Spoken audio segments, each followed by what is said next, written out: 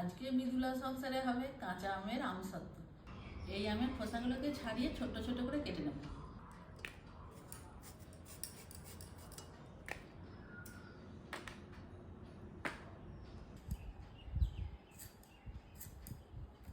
কাঁচা আমের আমসত্ত্বর জন্য এই আমগুলোকে সিদ্ধ করে নেব। এরপর ঢাকা দিয়ে দেবো। এই আমটা খুব ভালোভাবে সিদ্ধ হয়ে গেছে। এই আমটা আমি এবার ছেঁকে নেব।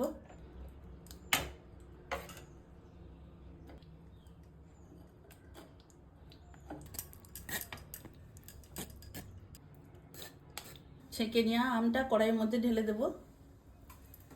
এর মধ্যে চিনি দেব। এই আমসত্ত্বর মধ্যে 3টে জিনিস দেব: গোলমরিচের গুঁড়ো, রেগুলার নুন, বিন নুন। এই আমের মিশ্রণটা একটু মোটা হবে। আমসত্ত্বর পাক হয়ে গেছে, এরপর নামিয়ে নেব।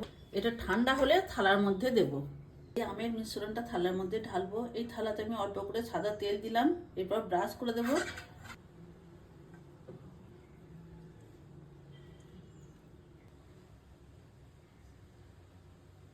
এগুলোকে এবার রোদে দেব। এরপর এই ছাদে রোদে দিয়ে দেবো।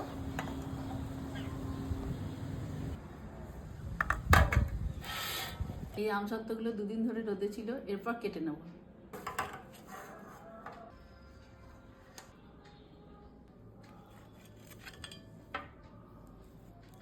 কত সুন্দর হয়েছে দেখুন, খুবই পাতলা পাতলা।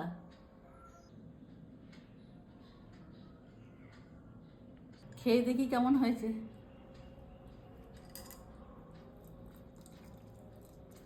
দারুণ টেস্ট। আমি যে গোলমরিচের গুঁড়োটা দিয়েছিলাম, ওটা দারুণ ফ্লেভারটা আসছে।